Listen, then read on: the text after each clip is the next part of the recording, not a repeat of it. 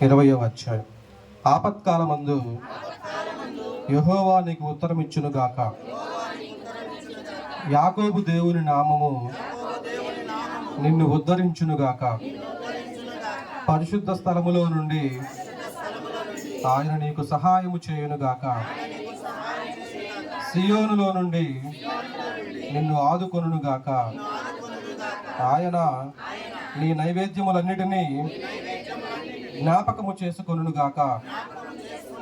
నీ దహన బలులను అంగీకరించును గాక. నీ కోరికను సిద్ధింపజేసి నీ ఆలోచన యావత్తును సఫలపరచును గాక.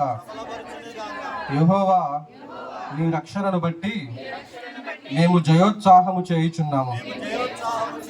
మా దేవుని నామమును బట్టి మా ధ్వజము ఎత్తుచున్నాము. నీ ప్రార్థనలన్నీ యెహోవా సఫలపరచును గాక. యెహోవా తన అభిషిక్తుని రక్షించునని నాకిప్పుడు తెలియను. రక్షణార్థమైన తన దక్షిణ హస్త బలము చూపును.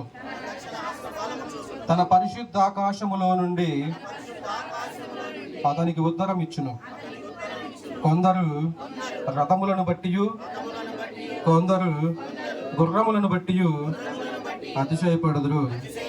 మనమైతే మన దేవుడైన యెహోవా నామమును బట్టి అతిశయపడుదుము. వారు కృంగి నేల మీద పడి ఉన్నారు. మనము లేచి చక్కగా నిల్చుచున్నాము. యెహోవా రక్షించుము. మేము మొరపెట్టినప్పుడు రాజు మాకు ఉత్తరం ఇచ్చును. దేవుని పరిశుద్ధ వాక్యం దీవించబడును గాక. ఆమేన్.